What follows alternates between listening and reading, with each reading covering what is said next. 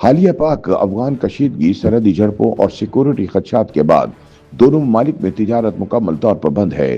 راستوں کی بندش کی وجہ سے دو طرفہ تجارت اور ٹرانزٹ ٹریڈ مکمل طور پر رک گئی ہے، جس سے دونوں جانب تاجروں کو روزانہ لاکھوں ڈالر نقصان برداشت کرنا پڑ رہا ہے۔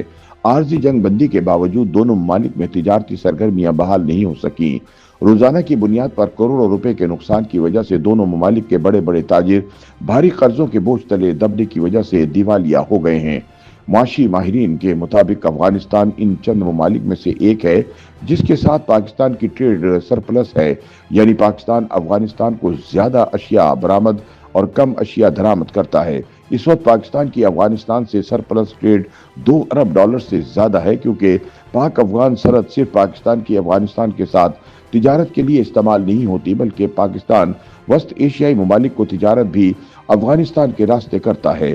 ان ممالک کے ساتھ پاکستان کا تجارتی حجم تقریباً 45 کروڑ ڈالر ہے۔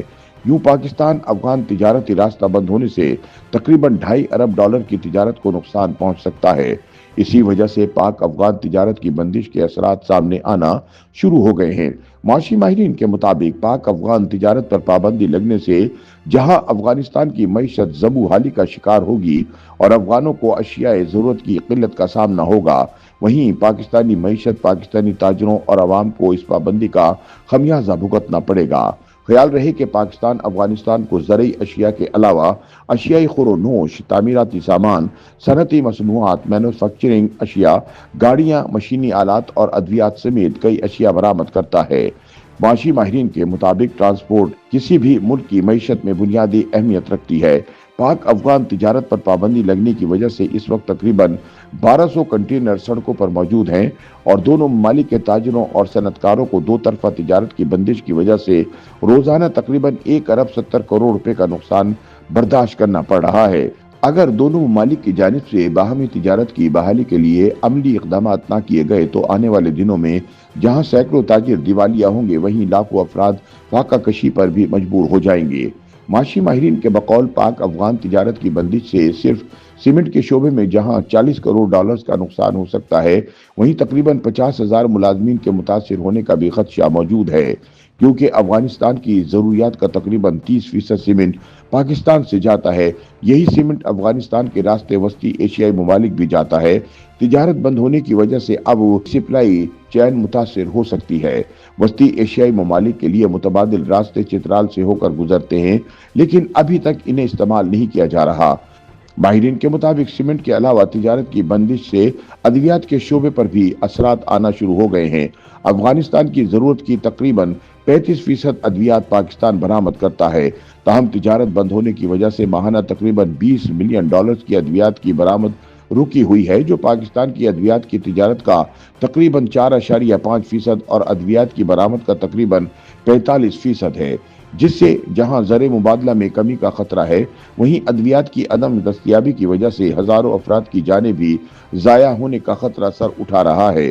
ماہرین کے مطابق پاکستان میں افغان پھل اور خشک میوہ جات بہت شوق سے کھائے جاتے ہیں۔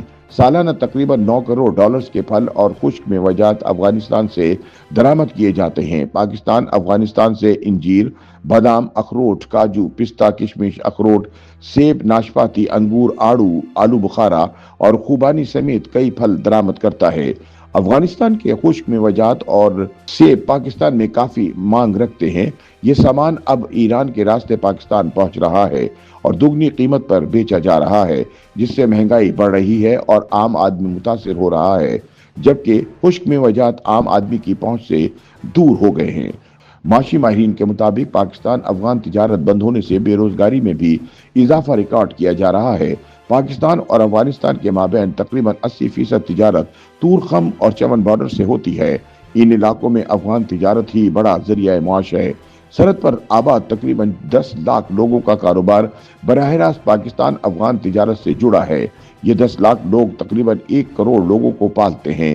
اگر یہ کہا جائے کہ پاکستان افغان تجارت بند ہونے سے سرحد پر آباد تقریباً 1 کروڑ پاکستانیوں کا روزگار بند ہو گیا ہے تو غلط نہیں ہوگا۔ اگر حکومت نے فوری تجارتی سرگرمیاں بحال نہ کی تو جہاں ملک میں بے روزگاری کی شرح 6.5% سے تجاوز کر جائے گی، وہیں ملک میں جرائم میں بھی مزید اضافہ ہو جائے گا۔ YouTube पर गूगली न्यूज देखने के लिए youtube.com की सर्च बार में गूगली न्यूज टीवी टाइप करें। गूगली न्यूज के पेज पर सुर्ख रंग के सब्सक्रिप्शन वाले बटन पर क्लिक करना ना भूलिए। YouTube पेज पर अपलोड होने वाली वीडियोस से बाखबर रहने के लिए बेल आइकन पर क्लिक कीजिए। आपको हर नई वीडियो के बारे में नोटिफिकेशन मौसूल हो जाएगा।